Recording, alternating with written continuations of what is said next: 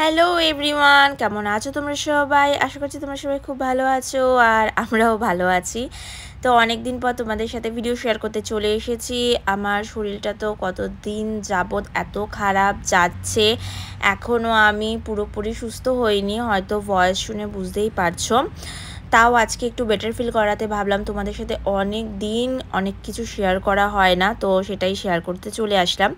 এটা অনেক দিন আগেকার ভিডিও, দুজন মিলে সেদিনকে গিয়েছিলাম একটু ঘুরতে, জাস্ট র্যান্ডামলি ঠিক করেছিলাম যে আজকে ঘুরবো, একটু মজা করব। তো তার জন্যই আমরা চলে এসেছিলাম আমাদের বাড়ি থেকে 5 কিলোমিটার দূর মায়াবাসী মিনামি মোড় পাওয়ার মল সেন্টারে। এইখানে রয়েছে প্রচুর প্রচুর ব্র্যান্ডেড জিনিসের দোকানের আউটলেট। তো প্রথমেই আমরা চলে এসেছিলাম ওয়ার্কম্যান শুজে, মানে ওয়ার্কম্যানের শপে। এখানে ওয়ার্কম্যান শুজ বলে লেখা, বাট এখানে জামা কাপড় থেকে শুরু করে সব কিছুই পাওয়া যায়, জুতো। তো এখানে আসার মূল উদ্দেশ্য ছিল ওর জন্য একজোড়া স্লিপার্স নেওয়ার। সে কবে থেকে একজোড়া স্লিপার্স কিনতে আমরা এখানে আসবো আসবো করে আশাই হচ্ছিল না। আর সত্যি কথা বলতে হঠাৎ করে অসুস্থ হয়ে যাওয়ার আগে এইটাই ছিল আমাদের লাস্ট একসাথে ঘুরতে যাওয়া আর লাস্ট একসাথে একটা ভালো কাটানো এত সুন্দর একটা দিন। তো ফাইনালি এই দুটো কালারের মধ্যে না এই রেড কালারের স্লিপারটা পছন্দ হলো দুজনেরই। আর এইখানেও চলে এসেছে আমার জন্য একটা জুতো পছন্দ করতে। জুতোটার দামও বেশ ভালোই ছিল, 3000 ইয়েন মতো ছিল, যেটা কিনা ইন্ডিয়ান টাকার ওই 1500 টাকার মতো পড়বে। বাট আমি একদমই নিতে চাচ্ছিলাম না, কজ এখন আমি কিনতে চাচ্ছিলাম না জুতো, মানে এত টাকা এখন আমি জুতোতে স্পেন্ড করতেই চাচ্ছিলাম না আমার জন্য। কিন্তু ও বারবার ইনসিস্ট করছিল যে না, তোমার জুতো নেই, তুমি একটা জুতো কেনো, তুমি একটা জুতো পরেই সব জায়গায় ঘুরতে যাচ্ছ, ইচ্ছে করে তুমি জুতো কিনছো না। মানে জুতো বলতে শু নেই, হিল থেকে শুরু করে স্লিপার্স রয়েছে। আর ম্যাক্সিমাম জায়গায় এখন যেহেতু শু পরেই ঘুরতে যায় আর সামনে শীত আসছে, শুটাই পরতে হবে বেশি, তার জন্যই ও জোর করে আমাকে ট্রাই করাচ্ছিল জুতো। আমি তো একদমই কিনতে চাচ্ছিলাম না। তো প্রথমে না ছোট সাইজের জুতো নিয়ে নিয়েছিলাম, পরে বড় সাইজের জুতোটাই ট্রাই করছিলাম। খারাপ লাগছিল না, জুতোটা দেখতে বেশ সুন্দরই লাগছিল, বাট পরার পর বুঝতে পারলাম যে জুতোটা না খুবই পাতলা, কাপড়টা বড্ড পাতলা, আর তেমন একটা কোয়ালিটিও আমার একটুও ভালো লাগছিল না। এই 3500 বা 3000 ইয়েন সামথিং মতো ছিল এত দামের এই জুতো, তার মধ্যে কোয়ালিটি তো একটুও ভালো না, আর এতটাই পাতলা। সামনে শীত আসছে, এখানে যদি এই পাতলা জুতো পরে বেরোই, মোটা মুজো পরলেও আমার এই জুতোতে শীত মানবে না। তো ওখান থেকে আর নেইনি, শুধু ওর জন্য ওই স্লিপারটাই নিয়েছি। তো ওয়ার্কম্যানের আউটলেটটার পাশেই না এখানে সেকেন্ড স্ট্রিট বলে একটা দোকান রয়েছে, মানে সেকেন্ড হ্যান্ড জিনিসের দোকানপত্র। জাপানে কিন্তু সেকেন্ড হ্যান্ড জিনিসেও প্রচুর কেনাকাটি হয়ে থাকে, মানে প্রচুর মানুষজন এই সেকেন্ড হ্যান্ড শপ থেকেও কিন্তু কেনাকাটি করে, সেটা ফরেনার হোক বা জাপানিজ হোক, বোথ পার্সনসরাই কিন্তু এখান থেকে কেনাকাটি করতে বেশ পছন্দ করে। তো এইখানে খুব সুন্দর সুন্দর ঘর ডেকোরেশনেরও নানান ধরনের জিনিস ছিল। এখানে আসলে আমি এই শপটা ভিজিট করি, কারণ আমার বেশ ভালো লাগে এখানকার হোম ডেকোরের জিনিসপত্রগুলো, যেমন চিপ তেমনই খুব সুন্দর। শুধুমাত্র হোম ডেকোরের ওই আসবাবপত্র বা শোপিসই নয়, এখানে নানান ধরনের আরও জিনিস ছিল, যেরকম সোফা, ফ্রিজ, এমনকি মাছ ধরার যে বড়শি সেইগুলো অবধি ছিল। তো এইখানে না সবই যে সেকেন্ড হ্যান্ড তা কিন্তু নয়, এখানে ফার্স্ট হ্যান্ড জিনিসপত্রও কিন্তু প্রচুর রয়েছে। যেটা সেকেন্ড হ্যান্ড ওটা বলাই থাকবে, মানে লেখাই থাকবে যে সেকেন্ড হ্যান্ড, আর যেটা ফার্স্ট হ্যান্ড সেটা তো মানে আর কি ওরকমই লেখা থাকবে যে ফার্স্ট হ্যান্ড। যেমন এই মাইক্রোওভেনগুলো ছিল ফার্স্ট হ্যান্ড, আর এখানে না সেকেন্ড হ্যান্ড এবং ফার্স্ট হ্যান্ড এই ডিনার সেটগুলো কিন্তু পাওয়া যায়। ডিনার সেট, কাপ সেট এবং অনেক সুন্দর সুন্দর আর কি ডাইনিংয়ের সেট। এখান থেকে আমি যখনই প্রথম এসেছিলাম এই দোকানটাতে, আমি 2 সেট ডিনার সেট নিয়ে গেছিলাম, দুটো সেটের। তো ওইগুলো অনেক সুন্দর অনেক সুন্দর আর বেশ ভালো কোয়ালিটি। তো এইবার এসে দেখলাম অত চিপ প্রাইসে অত ভালো কোয়ালিটি সেরকম আর পাচ্ছি না, বেশ প্রাইস একটু ইনক্রিজ হয়েছে। আরেকটা জিনিস এখানে যেটা আমার খুবই সুন্দর লাগলো, যেগুলো সেকেন্ড হ্যান্ড পুরো বোঝাই যাচ্ছে, এই পুরনো দিনের হ্যারিকেন বা লণ্ঠন যেগুলোকেই বলি না কেন, এইগুলোও এখানে কিন্তু পাওয়া যাচ্ছিল। তো এমনি বললাম না যে আজকে এসেছি জাস্ট ঘুরতে, চারিদিক ঘুরবো, মানে অনেক দিন বেরোনো হচ্ছিল না বাড়ি থেকে, তার দুজনে মিলে ঠিক করেছিলাম যে যত এখানে আউটলেট রয়েছে যা যা দোকানে সবগুলো গিয়ে ঘুরে নেব। তো তারপর আমরা একটু ইকিয়াতে গিয়েছিলাম, যেখানে কিনা ঘর ডেকোরেশনের সমস্ত জিনিস পাওয়া যায়, মানে বেডিং থেকে শুরু করে each and everything, dining, kitchen, তারপর স্টাডি। তো ওই সবটাও এমনি আর কি র্যান্ডামলি ঘুরে ওই শপটার পাশে ইউনিক্লো কি মনে হলো, আমি বলছি চলো ইউনিক্লো চলো, তো ও তো নিয়ে যাবে না, কারণ ইউনিক্লো থেকে আমরা কেনাকাটা তেমন একটা করি না, বিশেষত আমার জিনিস তো কিনিই না।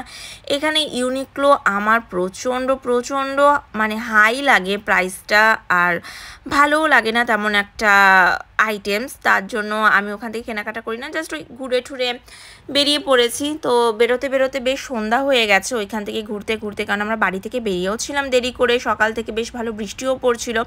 তো তারপর পাশে যে বেশিয়া সুপার মলটা ছিল ওইখান থেকে ভাবলাম যে কিছু টুকটাক সবজিপাতি শপিং করে নিই। তো এখানে আসলে না আমরা বড় একটা রসুনের প্যাকেট নেই, এত বড় রসুনের প্যাকেট আমাদের এখন ওই তামামুরাতে আর পাওয়া যাচ্ছে না। আর এটা খুব সুন্দর জিনিস তোমাদের সাথে শেয়ার করি, দেখো জাপানে এসে অনেক সুন্দর সুন্দর জিনিস দেখেছি, তার মধ্যে সবথেকে সুন্দর মনে হয় আমার কাছে এই সাদা রঙের করলাটা, কতটা সুন্দর লাগছে। আর যেহেতু সন্ধ্যা হয়ে এসছে, জাপানে কিন্তু প্রতিটা সুপার মার্কেটে সন্ধ্যা নামার পাশাপাশি যত প্রসেস ফুড এবং কাঁচা বাজার থাকে মানে মাছ মাংস এইগুলোতে সেল দেওয়া বা ছাড় দেওয়া শুরু হয়ে যায়, সেইগুলোর কাজই এখানে চলছে। আর দেখো মানুষজনের কি ভিড়, সবাই কিন্তু অধীর আগ্রহে অপেক্ষা করছে যে কখন এই ছাড়ের স্টিকারগুলো লাগানো হবে আর কখন তারা জিনিসগুলো একের পর এক তুলতে থাকবে। তো এখান থেকে আমরা একটা জিনিসই কেনাকাটা করেছিলাম। ওই বেশিয়া পাওয়ার মলেই রয়েছে মিস্টার ডোনাটস বলে একটা ডোনাটসের দোকান, যেখানে ডোনাটসগুলো খেতে এত টেস্টি, আর আমার কিছু সুইটস ক্রেভিংস হচ্ছিল, মনে হচ্ছিল মিষ্টি জাতীয় কিছু খাই। তো ও তো এখন মিষ্টি জাতীয় জিনিস খাওয়া বাদই দিয়ে দিয়েছে, ও এতটাই হেলথ কনসিয়াস হয়ে পড়েছে, বাট আমি আমার লোভী মনকে একদমই মানাতে পারি না। তো তার জন্য আমি চলে এসেছি ডোনাটস নিতে, তাও মনকে একটু বুঝিয়ে রেখেছি যে বেশি নেব না, দুটো নেব, নয়তো বেলি ফ্যাট এমন হারে বাড়বে পরে আমি আর কমাতেই পারবো না।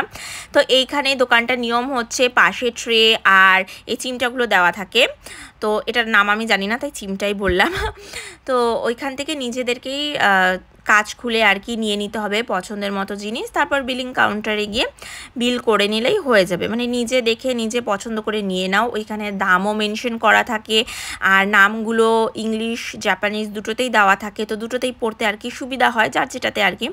তো এইখানে আমি বিলিং করার পর চলে যাচ্ছি আমার ডোনাটস নিয়ে খেতে। তো আমি একটা ডোনাটস নিয়েছিলাম আর একটা কেক নিয়েছিলাম, লেমন কেক। তো এইটাই এখন খাবো, চলো দেখি খাওয়া দাওয়ার পর কি করি, কারণ এখনও অবধি আমরা কোনো কিছু ঠিক করিনি। বাইরে তো দেখতেই পারছো যে সন্ধ্যা কিন্তু অলরেডি হয়ে এসেছে, মানে ওই আধা ঘন্টা 45 মিনিট মতো পর এখানে এখন প্রায় রাতই নেমে যাবে বলতে পারো। ডোনাটস খাওয়া দাওয়ার পর ভাবছিলাম বাড়ি চলে আসবো, কিন্তু কি মনে হলো হঠাৎ করে টেনে নিয়ে চলে গেল এবিসি মার্ট বলে একটা জুতোর দোকানে। জাপানি এবিসি মার্ট যে জুতোর দোকানটা, সেইখানে নানান ব্র্যান্ডের জুতো পাওয়া যায়। তো এখানে এসে দেখলাম যে এখানেও সেল চলছে, যেহেতু সামার এখন এন্ডিংয়ের দিকে চলে এসেছে, তাই এন্ডিং সামারের যে সেলগুলো হয় প্রত্যেকটা জিনিসের দোকানের আউটলেটে এই সেলই চলছে। তো এখানে সেল চলাতে এই সেল থেকেও না একটা জুতো আমার খুবই পছন্দ হলো, এই পিঙ্ক কালারের জুতোটা।